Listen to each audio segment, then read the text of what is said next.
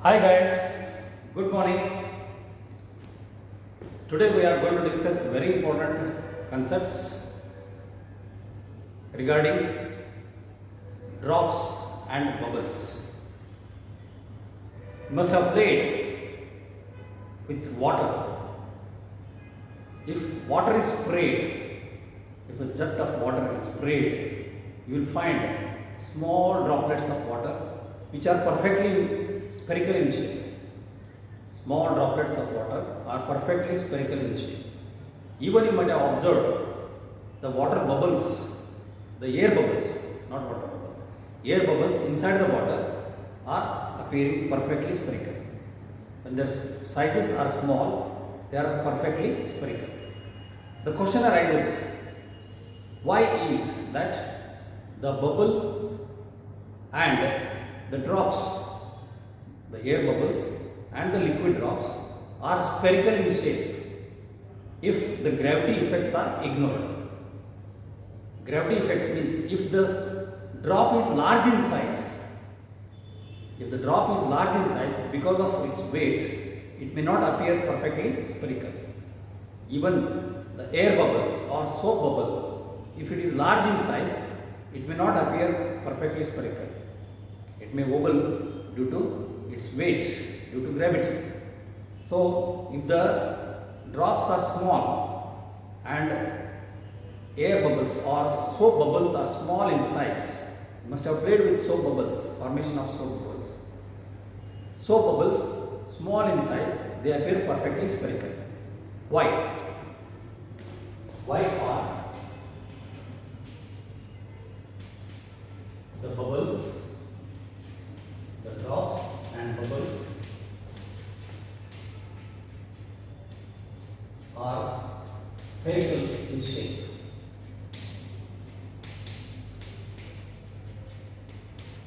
It is one of the consequences of surface tension.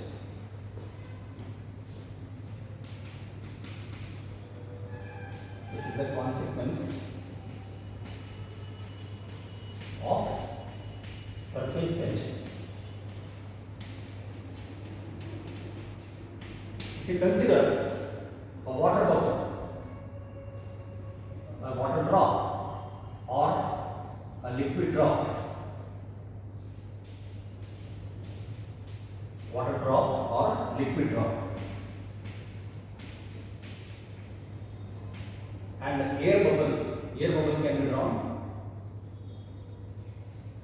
a sphere surrounded by liquid. This is air bubble in water. It is also called as cavity. So, if you see here, the liquid is surrounded by air. Here, air is surrounded by liquid. So, there is a liquid air interface. The liquid air interface has an energy. For liquid air interface to have minimum energy, the drop should have minimum surface area for a given volume of a liquid, or for that matter, for a given volume of fluid. The surface with the minimum energy is the one with least area. That is the reason. For a given volume of a fluid in a drop or in a bubble,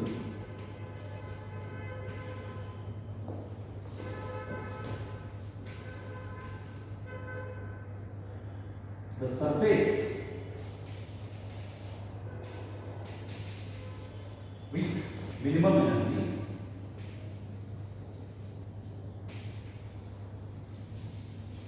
the surface with the minimum liquid air interface energy is the one with least area.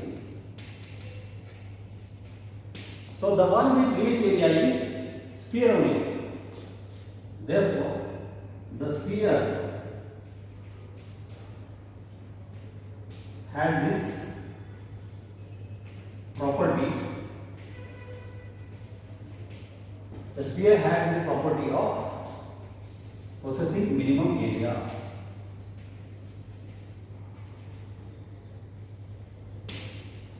Why does it not form any other, like cube for example? If you consider cube, the cube is having large area. The cube is having 8a square. So compared to 4 pi r square, the surface area of a sphere, the surface area of a sphere is 4 pi r square. The surface area of a cube, for example, is 8 times square of the side. So 8a square is larger than the surface area of the sphere. Therefore, the sphere has this property of minimum area. Therefore, for a given volume of a fluid like a drop or bubble, the surface with minimum energy is the one with least area. The one with least area. The sphere has this least area. Therefore, the drops and bubbles, when they are formed, they are spherical in shape. This is the reason why the liquid drops or air bubbles, or even for that matter soap bubbles, small in size, they are spherical in shape. If the gravity effects and other air resistance effects are ineffective. When the gravity effect and air resistance effects are ineffective, then the drops and the air bubbles, soap bubbles, are spherical in shape. This is the reason.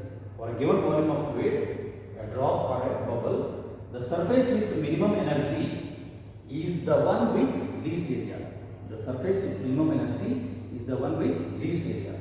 So the sphere has this property of possessing least area. Therefore, they are spherical in shape. So it is again related with energy per unit area. Therefore, it is the consequence of surface tension. Consequence of surface tension.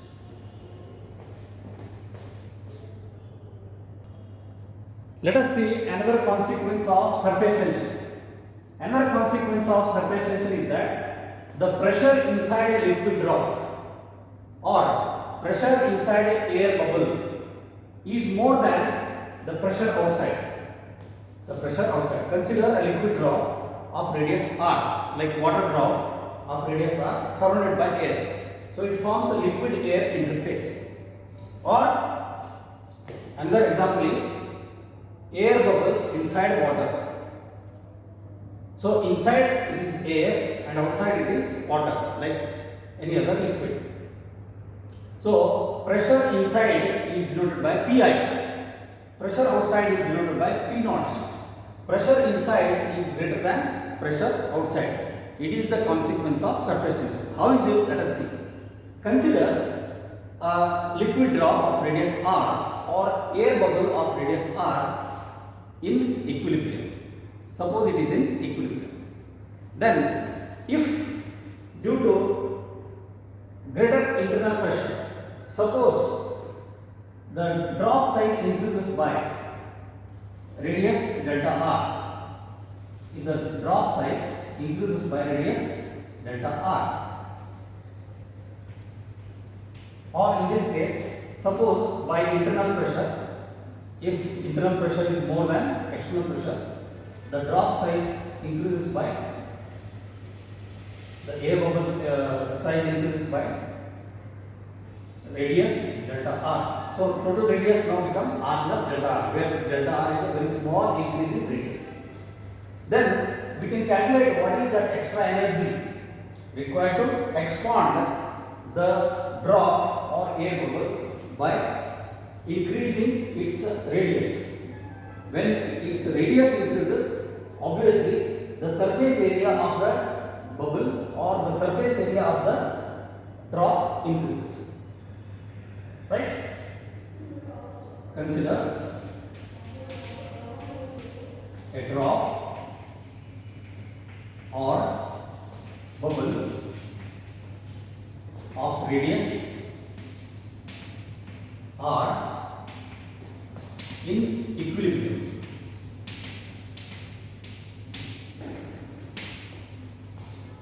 If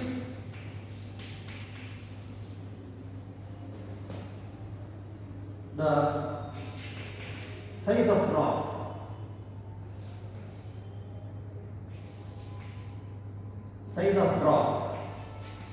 or bubble increases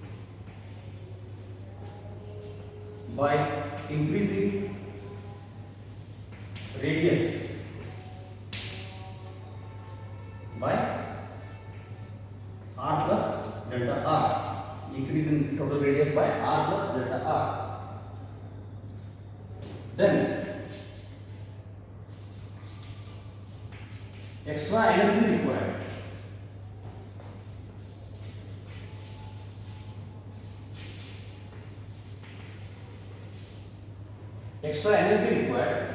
can be calculated with the help of the liquid air interface surface energy, which we have denoted by SLA, liquid air interface surface energy as SLA or SLA in this case also. It is nothing but surface tension. So the extra energy required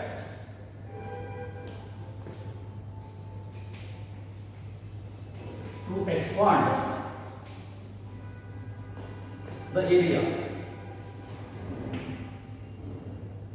is calculated as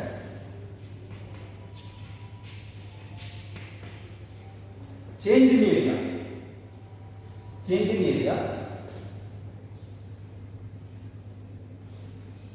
Suppose change in area I write it as delta A into surface tension. Change in area into surface tension.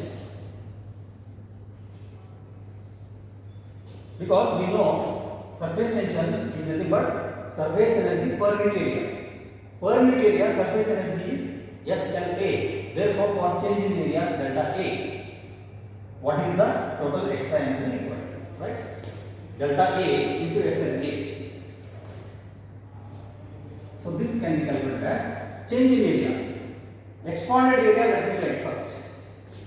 4 pi r plus delta r whole square.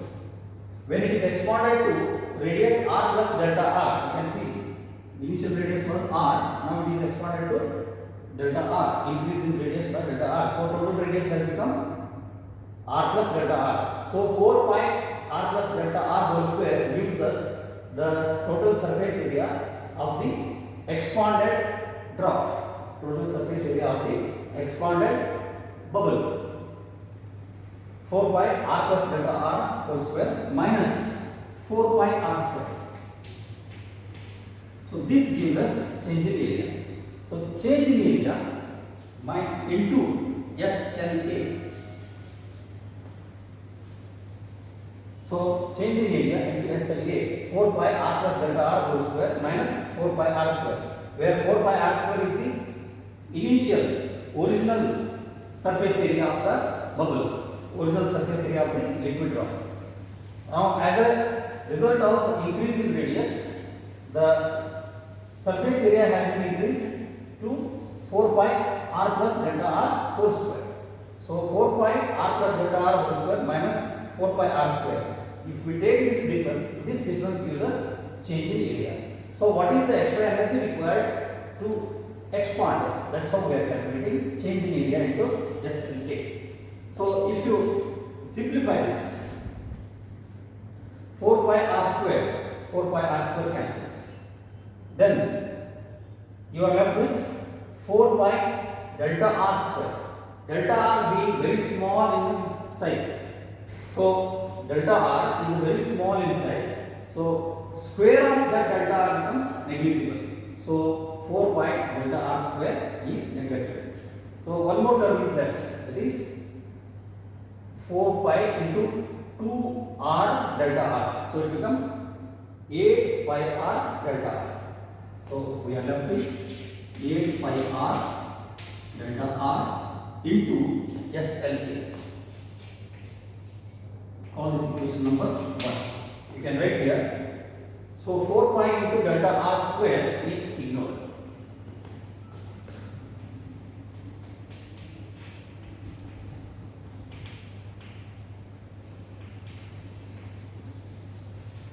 The reason is delta R itself is a very small increase in radius, so that the bubble can still be in equilibrium and the liquid drop still be in equilibrium. So delta R itself is very small, so delta R square becomes still smaller decimal.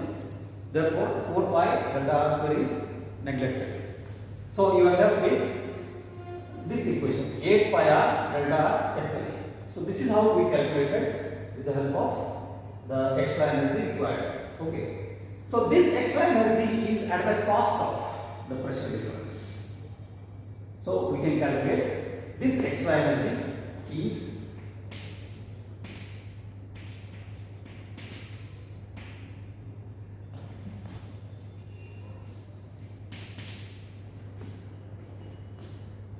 the work done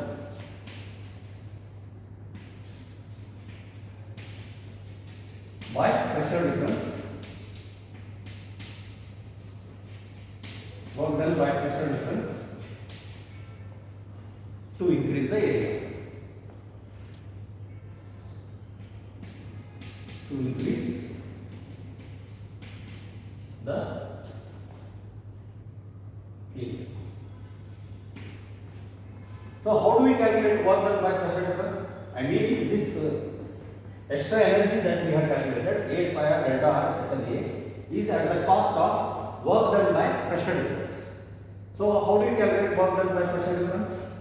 Work done by pressure difference is calculated as work done by force exerted on the bubble, force exerted on the liquid drop, force into displacement. Displacement is through small increase in radius delta R. So how do we calculate this force? Force we don't know, but we know the pressure difference. Pi minus P naught is the pressure difference. Pi minus P naught into area. We know that force by area is equal to pressure. Therefore, pressure into area gives us force. So Pi minus P naught into area. Area is 4 pi R square. So this gives us force multiplied by delta R. Call this equation number 2. So this is the work done by pressure difference. So Pi minus P naught, this is the pressure, delta P, pressure difference into surface area. Surface area, original surface area is 4 pi R square. So that gives us force. Force multiplied by displacement gives us work done. Equating 1 and 2.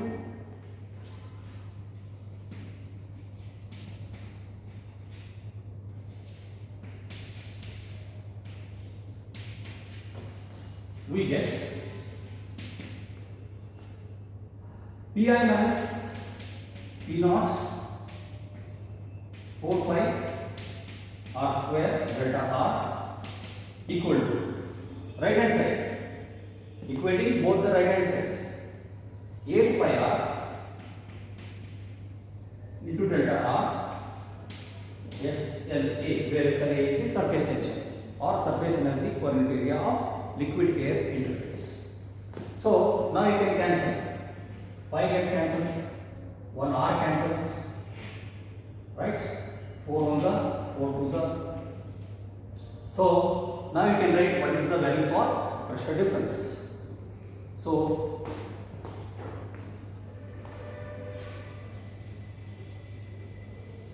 pressure difference Pi minus P naught is equal to delta R also cancels.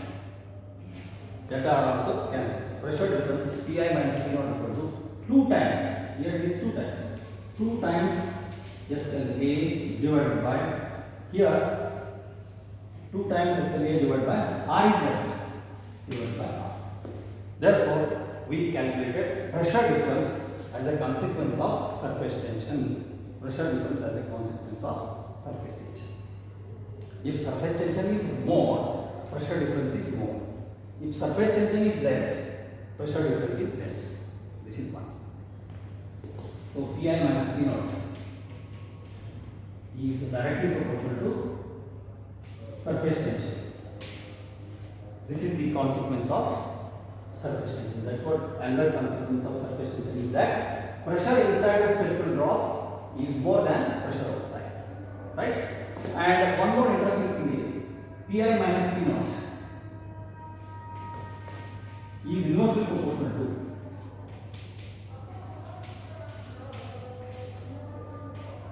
the radius of the drop. Inversely proportional to radius of the drop. Larger the radius of the drop, lesser is the pressure difference.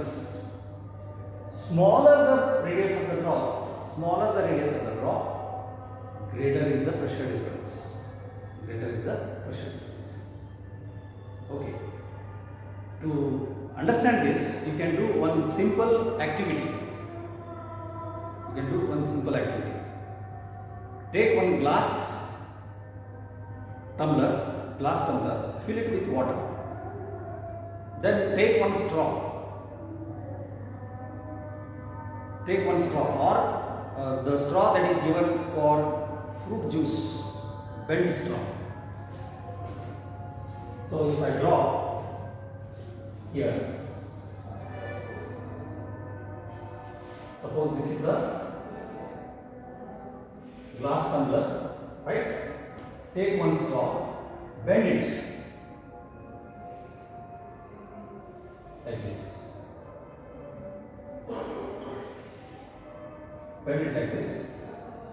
Right? Then fill it with water.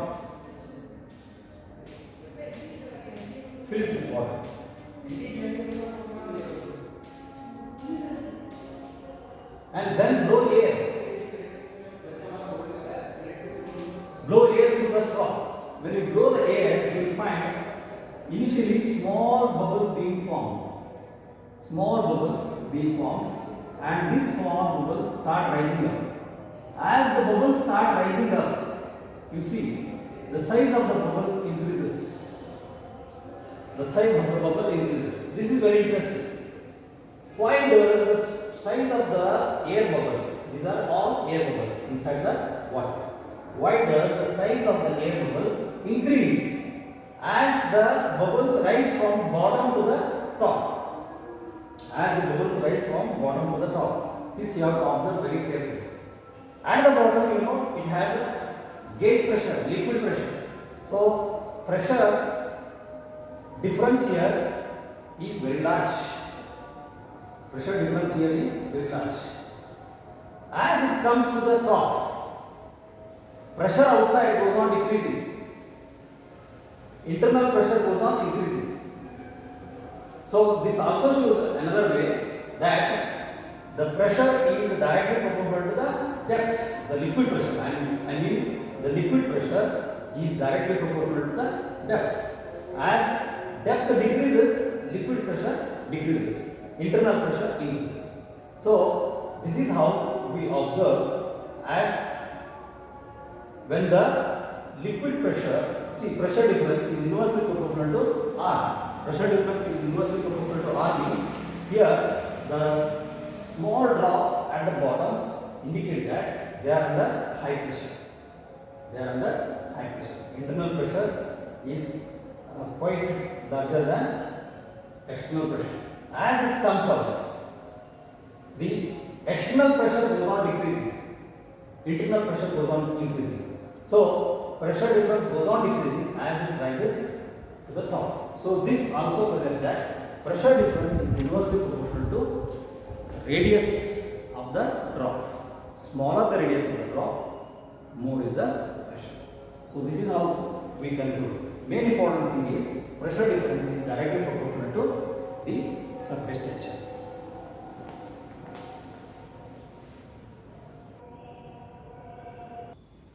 Let us study another consequence of the pressure difference due to surface tension. I mean consequence of surface tension which causes a pressure difference in a soap bubble. See, a soap bubble is different.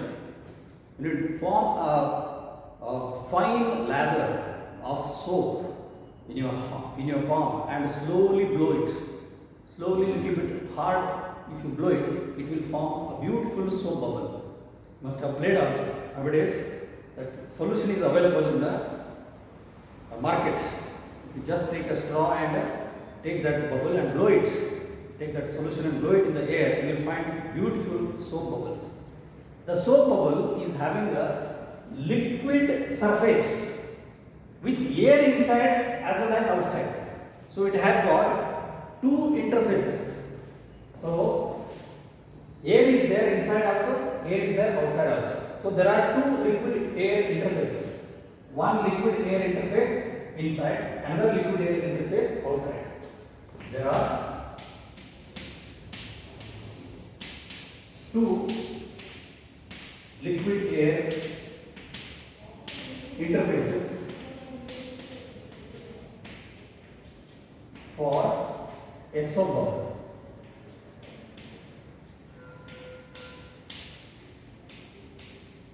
So, calculating in the same manner, suppose this soap bubble is having pressure Pi inside and pressure P naught outside.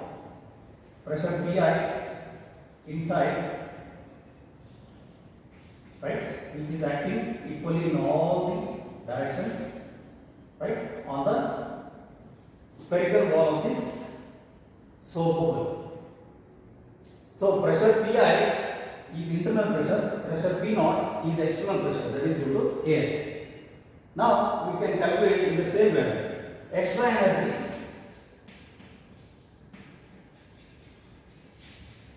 required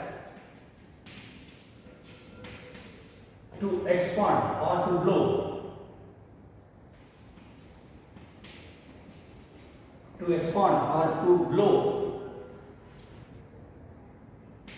the soap bubble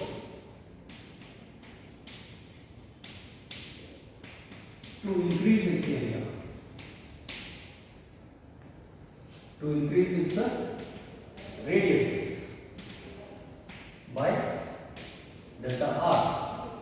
Suppose it is increased by small radius delta r. Initial radius is r, now it is increased by r plus delta r. Then how much is the work done? So since there are two interfaces, so we have to multiply this by 2 times. So 4 pi r plus delta r whole square in the same manner as we have calculated earlier, minus 4 pi r square.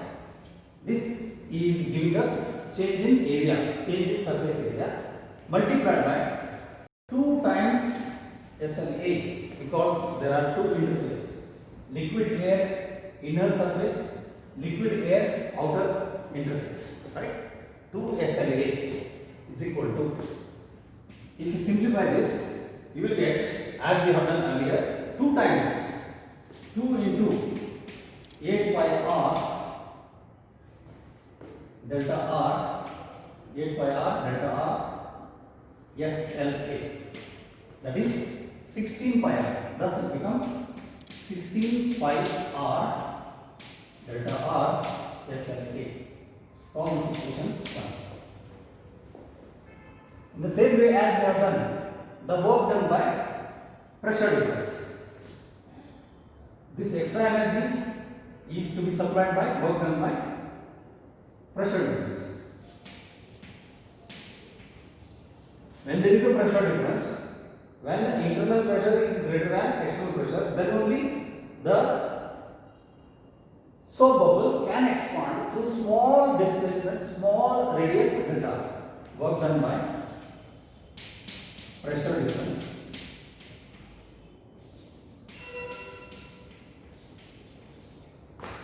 is equal to Pi minus P naught, as we have done earlier.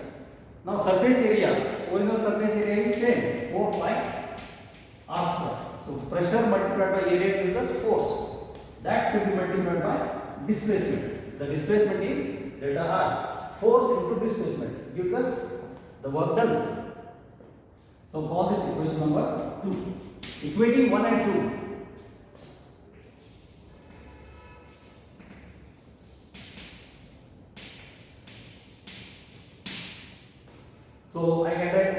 RHS of second equal to RHS of first. So Pi minus P naught into 4 pi R square delta R. 4 pi R square delta R is equal to 16 pi R delta R into SLA. Now 1 pi cancels, 1 R cancels, delta R cancels. So 4 ones are 4 fours are. So thus it becomes Pi minus P naught is equal to Pi minus P naught is equal to 4 times SLA divided by R. 4 times SLA divided by R. So this is the difference. This is the pressure difference for formation of soap bubble. So it is a little extra pressure difference. So therefore it requires more pressure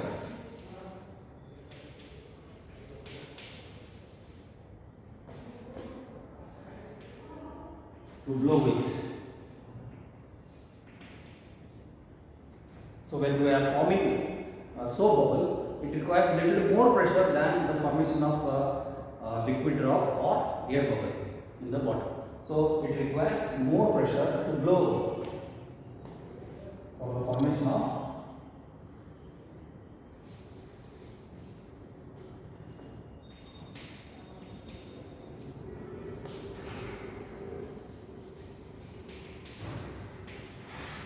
soap bubble. It has to form two interfaces, right? Again, you can see it is the consequence of the surface tension, the property of surface energy per unit area, which we call it as surface tension. Now let us see one more interesting case. So that we shall see in the next video, that is capillary rise. Okay. So please derive these equations, practice them. So these derivations will be asked in the examinations directly, and some numerical problems based on this pressure difference. Okay, thank you.